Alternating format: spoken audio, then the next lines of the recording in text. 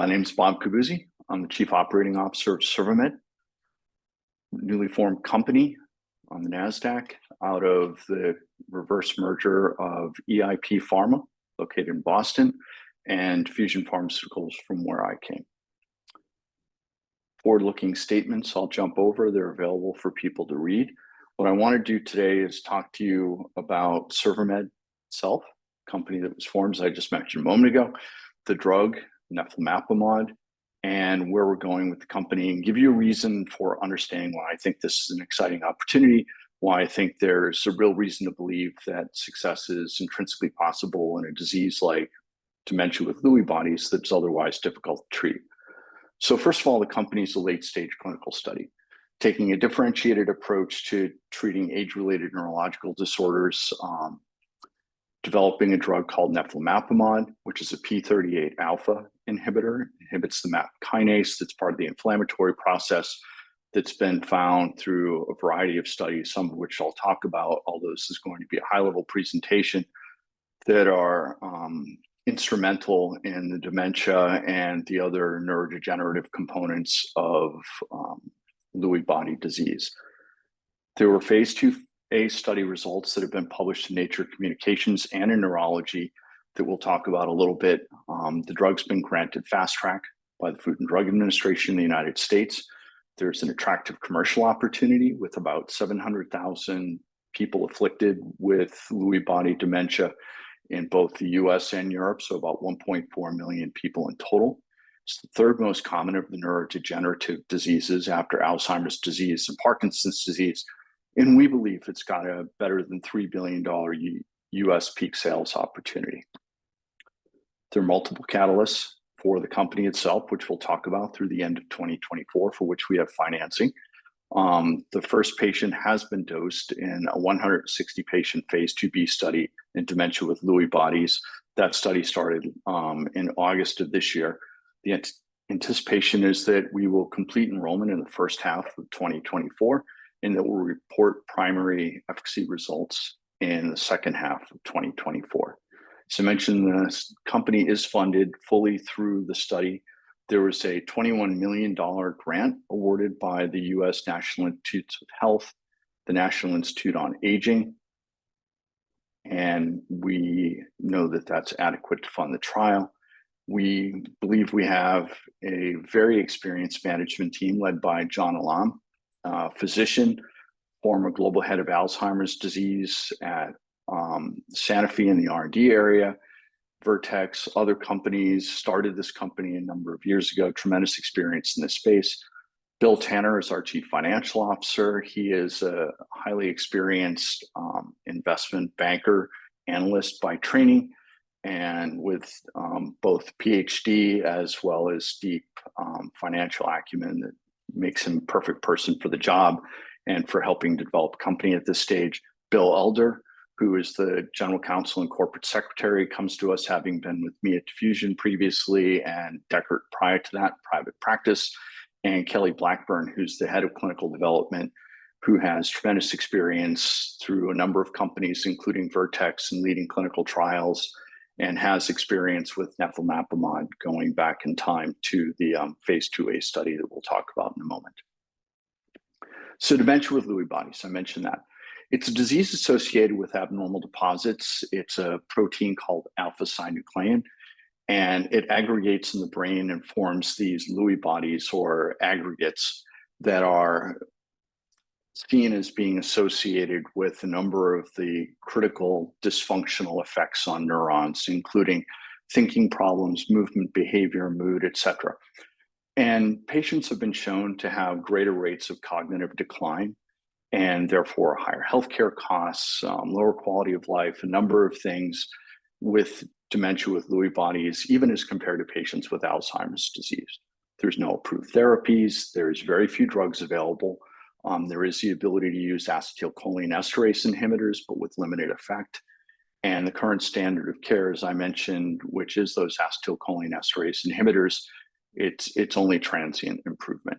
I mentioned the market opportunity being the third most common of the neurodegenerative diseases, and that neflamapimod, we believe, will be a first-in-class disease-modifying approach to the treatment of dementia with Lewy bodies.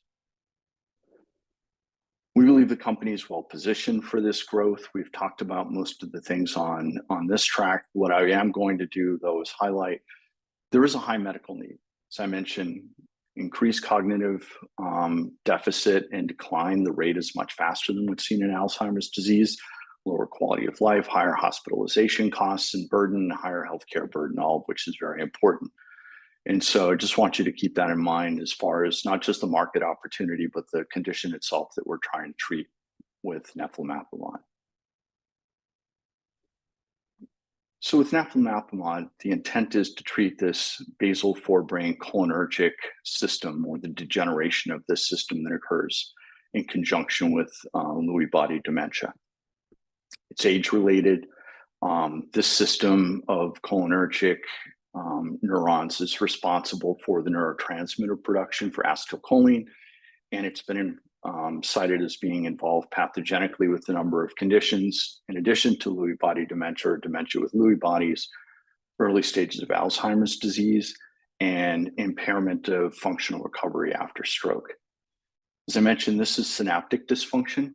It's not frank neuronal loss that we're trying to target, and we'll talk a bit more about that. So the synaptic dysfunction itself, and I'll show you some information related to this, and there's papers, the citations here by Cooper and by Nagara that suggest that neflamapimod might be capable of treating this reversible dysfunction that occurs in these basal forebrain neurons. Phase 2A study was conducted, was an exploratory study with 91 patients, 16 weeks of treatment. It was double-blind, placebo-controlled. Patients were allocated either placebo treatment, or they received one of two treatment regimens of neflamapimod, either BID treatment with 40 milligrams, twice daily treatment, or TIG treatment, 3 times daily treatment.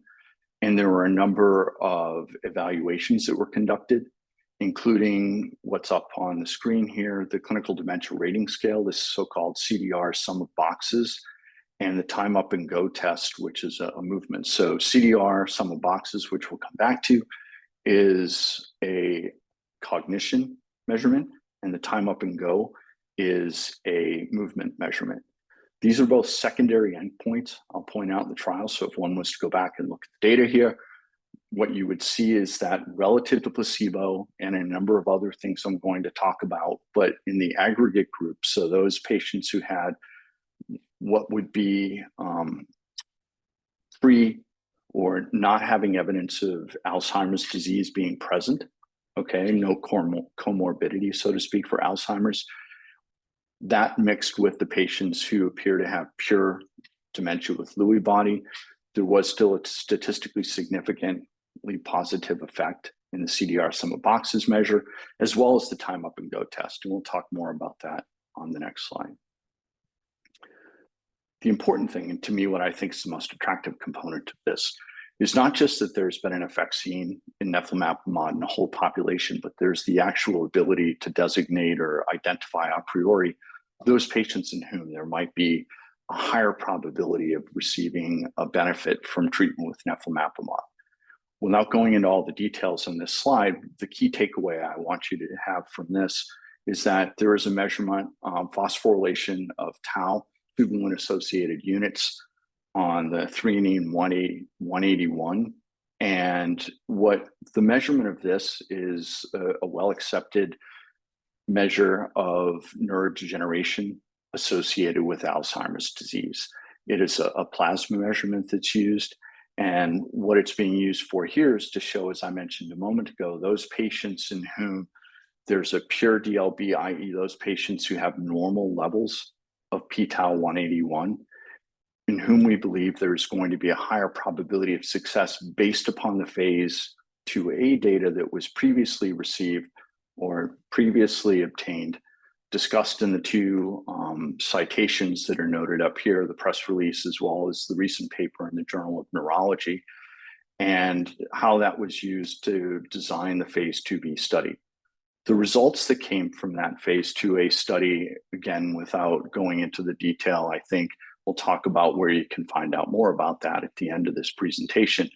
CDR sum of boxes, when you look at the dark blue, which is the patients without the Alzheimer's disease copathology that I was talking about, or phrased differently, those patients who did not have elevated levels of p-tau 181, there was dramatic effect as measured by the Cohen's d analysis on the CDR sum of boxes, the attention z-score, the time up and go score.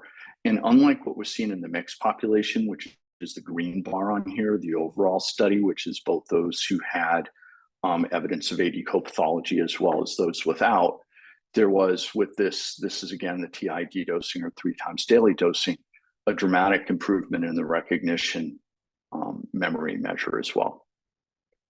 So phase 2b study has been started. I mentioned that. We refer to this as Rewind LB.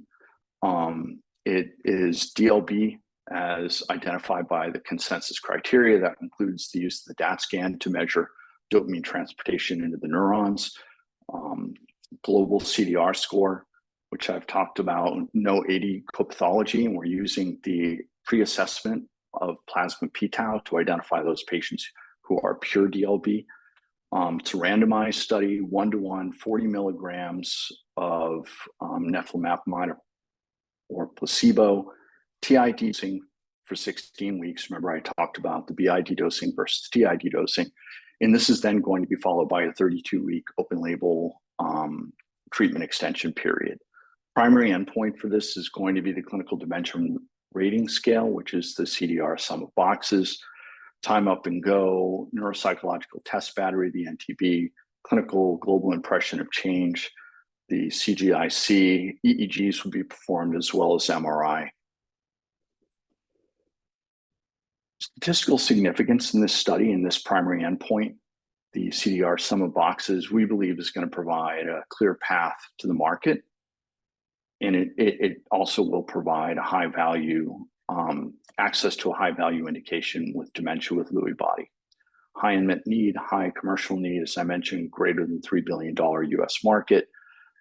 We have evidence from this trial will be instrumental in designing the phase 3 study. What's unique about this and what's unique about the ability to identify the patients a priori using this p-tau 181 plasma test is the ability to designate the patients that are not afflicted with copathology, AD copathology, is that it'll be a smaller clinical trial. We believe that will come out of this. So single phase 3 trial is what we believe, 24-week treatment duration, about 300 patients, and costs up to about $75 million is our current estimate.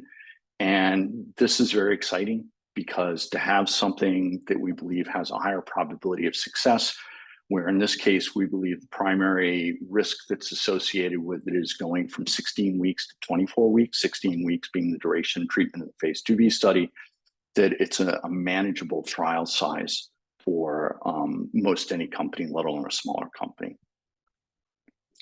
I mentioned there's a number of upcoming anticipated milestones. There's an oral presentation at the Clinical Trials with Alzheimer's Disease Conference coming up at the end of this month. More information on that in a moment. We plan to complete enrollment, as I mentioned, in this first half of 2024 for this Rewind LB study. Additional presentations, scientific conferences, publications will all be planned.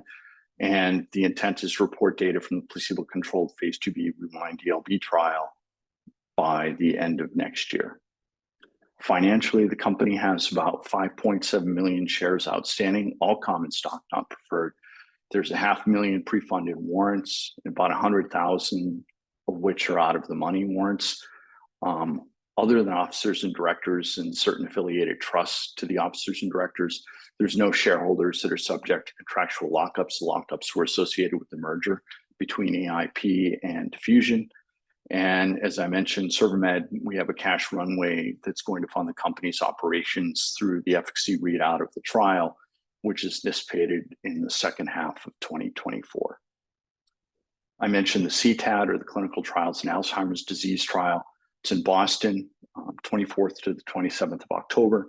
There'll be a presentation, far more detail on the design of this trial, talking about p-tau and how that's being utilized to identify the patients that don't have AD copathology, and talking more about why we believe it's the right study to do, why we believe it enhances the probability of success associated with treatment of this condition.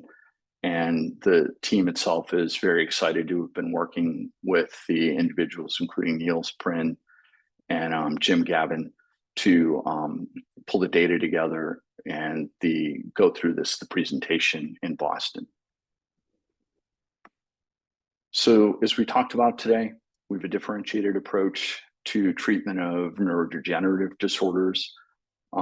Major value creation potential, we believe, with the phase 2b study readout, dementia with Lewy bodies. We have a very experienced management team in place and board of directors to guide the process in going through this trial and making sure we get the right data, operate appropriately as a public company. We have potential to broaden the opportunity, early onset Alzheimer's disease, recovery after stroke, or both additional opportunities for indications with the use of neflamapimod. And as I mentioned, significant news flow coming through the end of 2024. All in all, we believe it's an exciting opportunity, manageable, understandable, and, as noted, an endpoint in a disease condition, all of which comes together and we think is a very nice story. So appreciate your time today. Thank you.